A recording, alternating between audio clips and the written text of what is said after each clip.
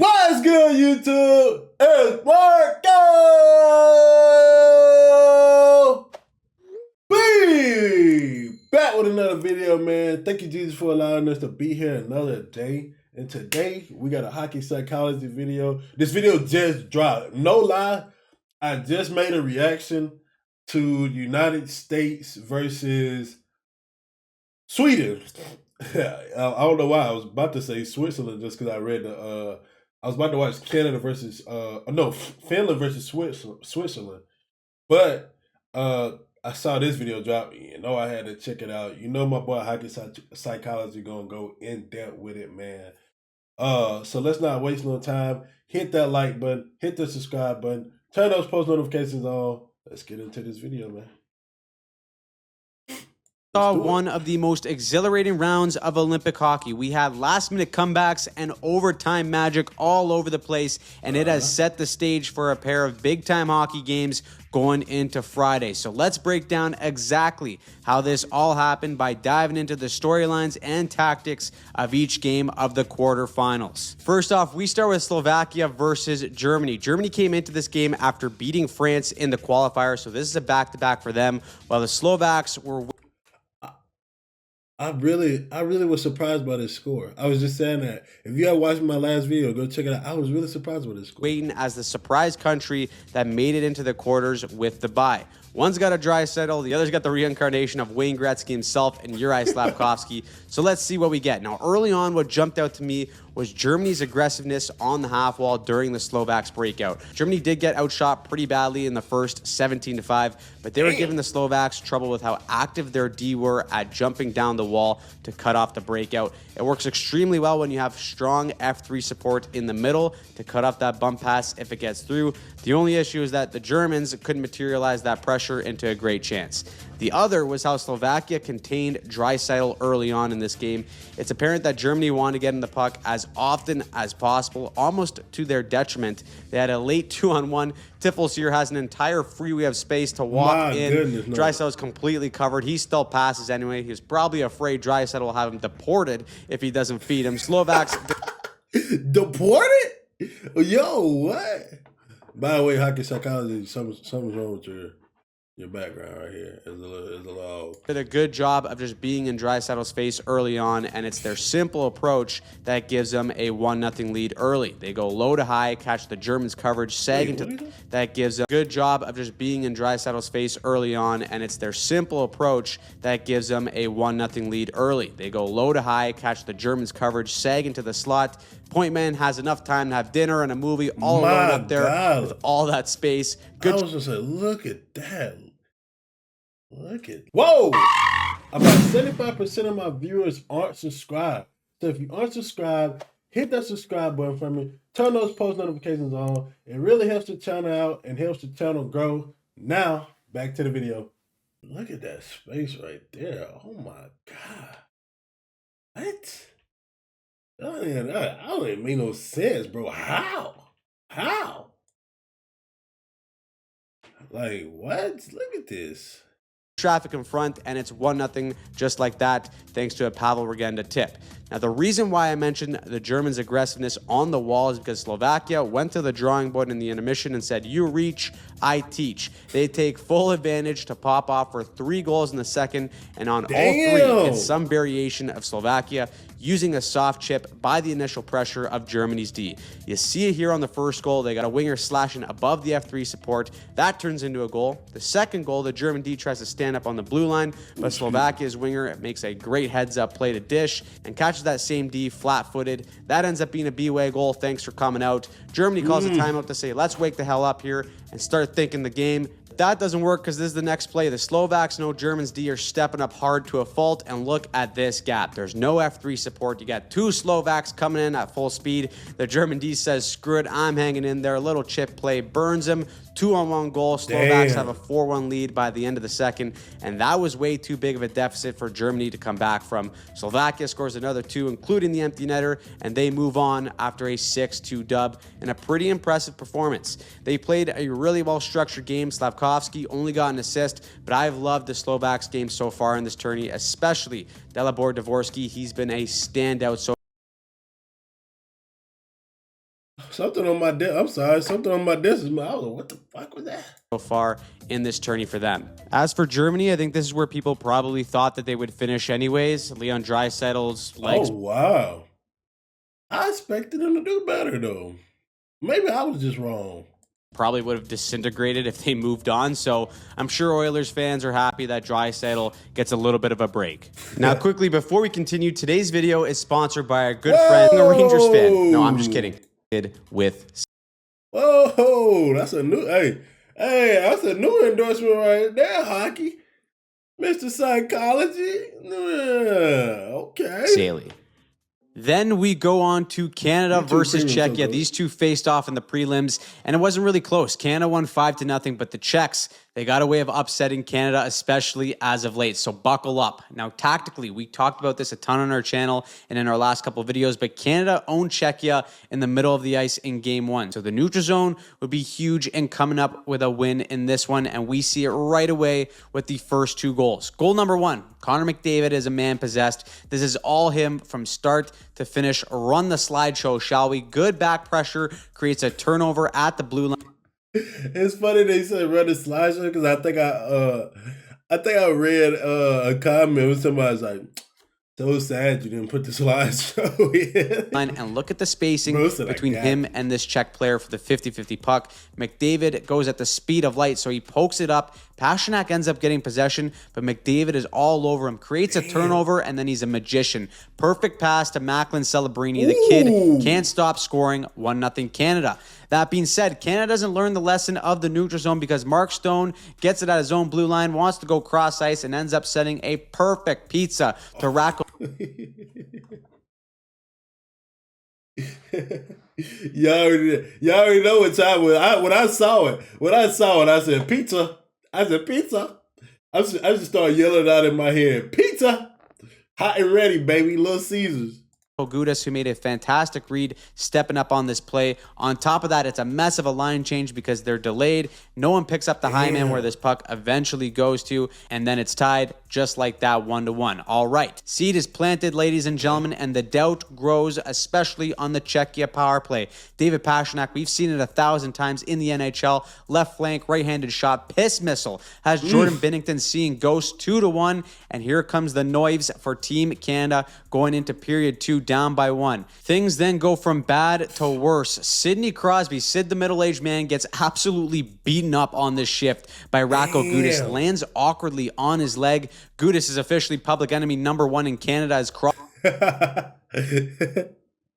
Yeah, he might be getting death threats about. I saw this on Twitter too. It was absolutely. I was like, what? I can't believe it was like I don't know if it's just for me, but it was like trending, bro.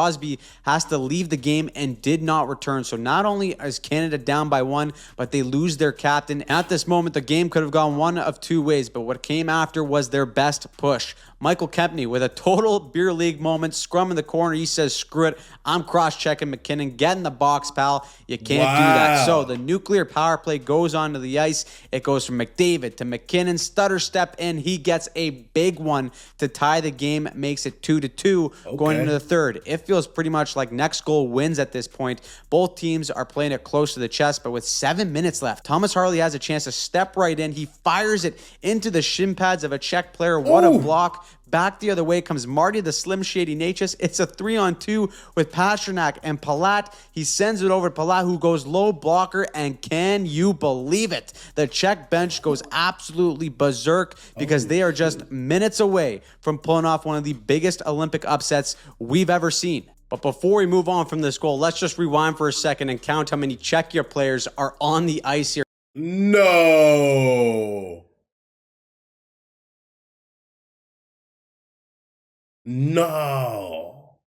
There's 6 guys in the D zone. No wonder why they got an odd man rush. And the craziest part is that when they scored, all 6 guys were in the huddle. No way. Bro, no way.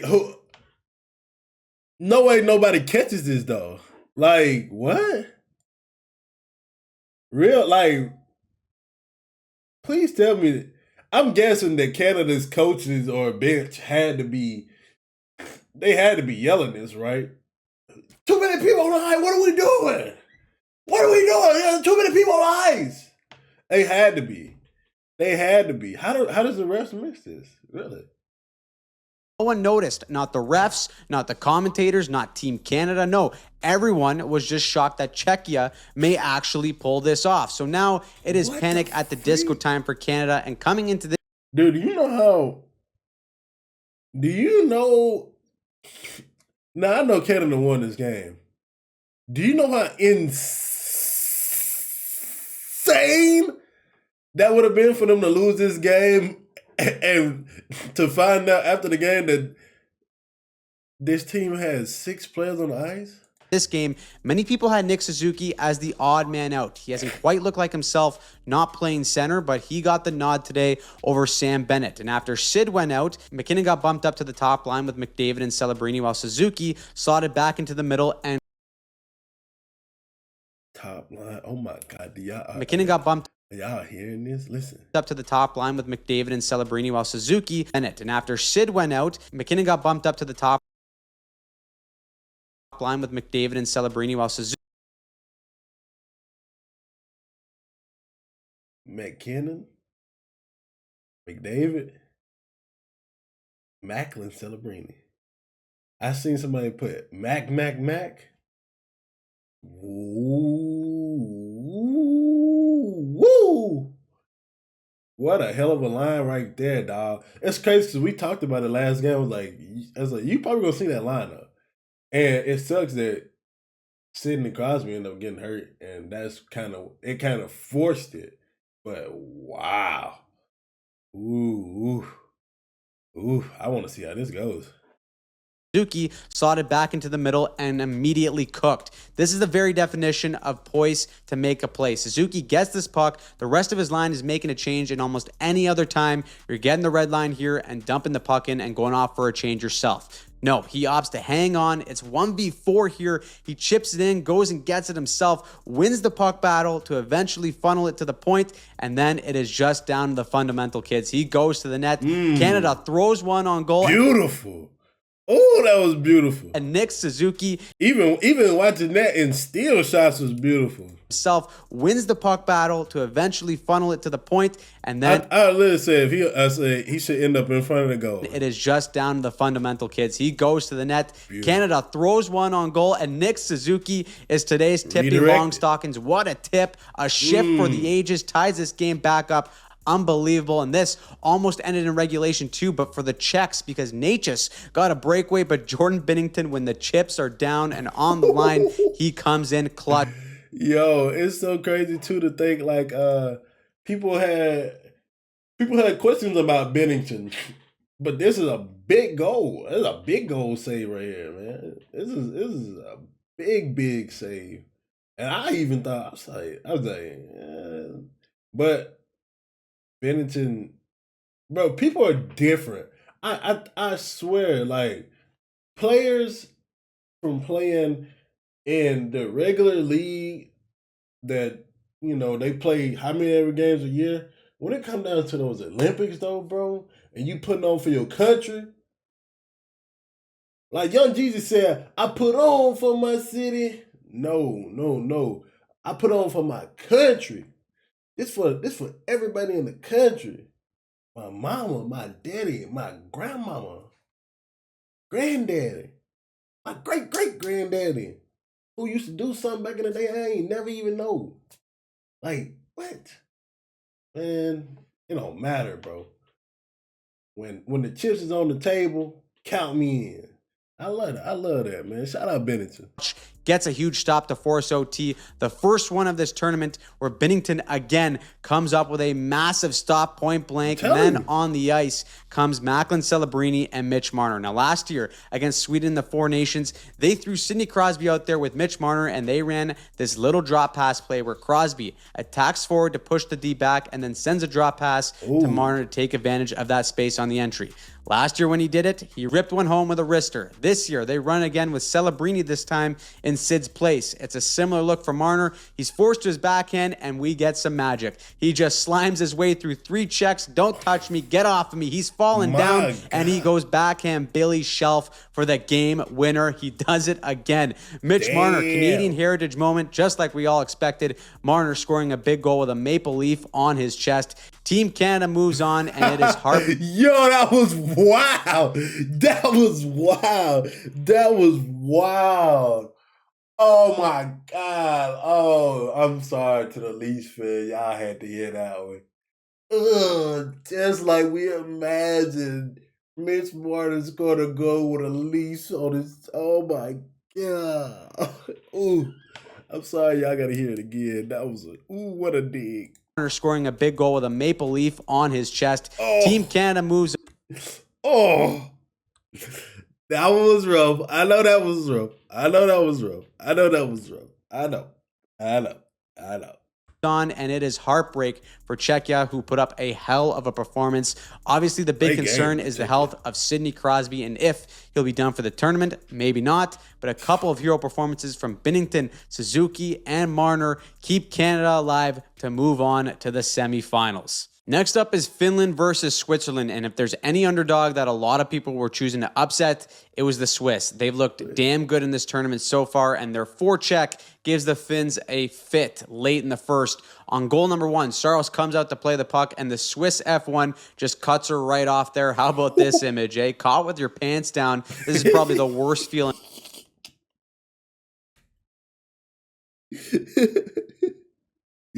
No, oh, this is rough.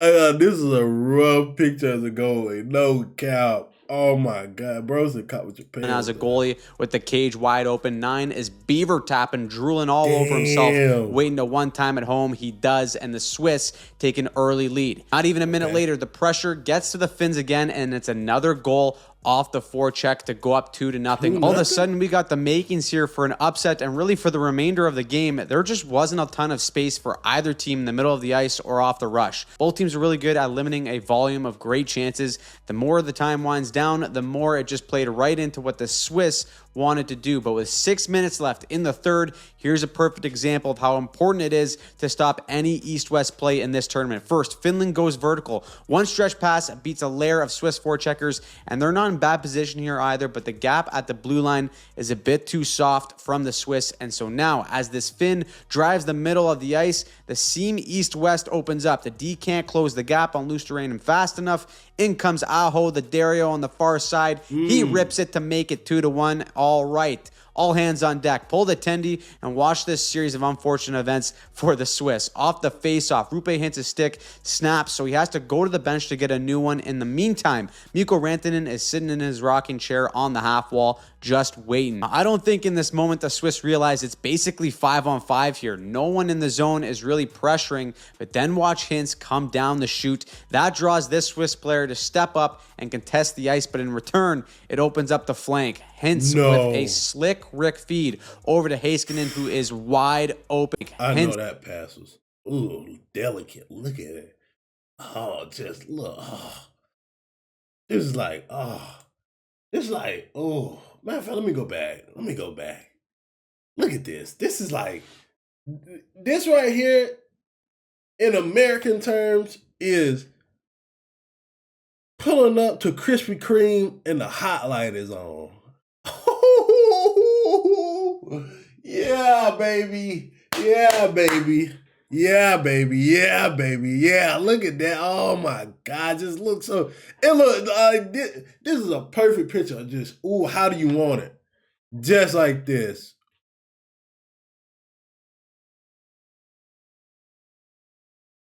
I'm tweaking. I gotta calm down. With a slick Rick feed over to Heiskanen, who is wide open. He goes for the shot pass. It goes off the Swiss D stick. Siegenthaler and in. The Finns tie this up. The forced 3-on-3 OT, and this right here is where we see just how important possession and good line changes are in 3-on-3 overtime, because the Swiss have a bad one and they pay for it. They go for a change while Finland has possession. That split-second decision causes an opening, and it's Mr. Clutch himself, Arturi Lehkonen, who buries the winner. The Finns come all the way back and grind out an incredible win to move on to the semis. Final matchup of the day was USA versus Sweden. Two of the big heavyweights going at it. It's a damn shame one of them has to go home in the quarters, but the game is the game. And compared to what we saw earlier, things started slow. No one scored in the first. And in terms of how tight checking this was, it was very similar to the Switzerland and Finland game. But then we see Team USA get some of the looks that they want. Mike Johnson has said it on the broadcast, but Coach Mike Sullivan has some of the most in-depth face-off set plays in the entire league. And so we see it early on in the second as they run this face-off play with Jack Hughes. They win the draw, and Hughes is on the inside wing. He's going to swing up high while the other wing in Tage Thompson cuts low. Now, because every team plays man-on-man on every face-off loss, the job of Thompson here is to come in under and set a pick on the winger attached to Hughes, who is the player that's supposed to be swinging high. He does it perfectly. Now the Swedish winger is late to flex out, and Hughes, as the high man, has an uncontested clap bomb that he can work with. Dylan Larkin gets the tip, and it's 1-0 USA. Now, when you look at the shot, I love how he explains that. I love how he explained that, because that's the part about hockey that I'm still learning. That is beautiful. That is beautiful. This game and the quality of chances manufactured, the USA had the edge in every category, the biggest one being slot shots and inner slot shots. And the way the USA was able to generate these opportunities actually came from their movement around the perimeter and high in the zone. Because they have the best and most mobile D-core in this tournament with Quinn Hughes and Zach Werenski, you'll see them interchange frequently high in the zone with scissor roots or tiny seam passes to create defensive breakdowns. It's a really creative way to create high danger chances away from traffic. Because it's single elimination, if you don't pull away, anything can happen. And so down only by one, Sweden pulls the goalie, and Lucas Raymond turns into a sick puppy. He's coming down the right flank, no looker pass right to Mika Zibanejad. Bang. How are you? Everybody loves Raymond except for the Americans right now. This is a tie game, and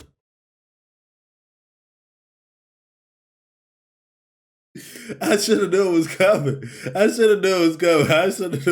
the third time today, we're going to OT, and where we could see a potential upset. Now, I said in the preview video, Quinn Hughes not being on the Four Nations team last year was a huge difference maker, and then he shows firsthand just why that is. This is, again, another scissor route interchange with every U.S. player on the ice. It's pretty standard for 3-on-3 offensive generation, but it just goes to show how good the States are at executing it. Hughes goes mano-a-mano with Landeskog, gets the toe caps pointing the wrong way. That's the triangle just singing to him. How about posting in? Ding fries are done. The States win and avoid a scare of their own to move on after a wild day of Olympic hockey. So that means our matchups for the semis are set. Slovakia versus Team USA and Canada versus Team Finland. Crazy stat as well. These are the exact same remaining four nations that we had back at the 2010 Olympics. And if the games are anywhere close to what we saw in the quarters, we're going to get an unbelievable finish. So what did you think of the... Yeah. I can't wait for it too. I ain't gonna lie to you. I cannot wait. Going down tomorrow. Woo! What are you guys feeling, man? I said in my last video that I think for United States versus Slovakia, I think my score prediction was United States 4-3. Canada versus Finland. I saw that Sidney Crosby could return, I think, is what I saw. I think somebody said that he's not done for the Olympics. So, don't know if he'll return this game, but I'm on Canada versus Finland. Ooh. Finland just had a tough. I'm gonna be selfish. I ain't gonna lie. I'm gonna be selfish. I'm gonna say Canada wins. What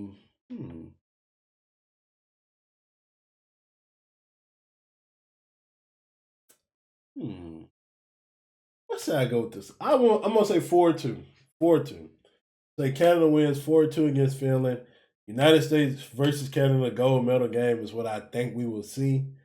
But it could happen in a completely different way.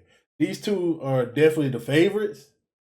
And sometimes it just don't happen like that. But we'll see. Comment down below. Let me know who you guys think are gonna win versus Canada, Finland, and United States, Slovakia. Um, hit that like button, hit that subscribe button, turn those post notifications on. I hope you guys have enjoyed this video as much as I have. Stay peaceful, stay positive, stay disciplined. Always be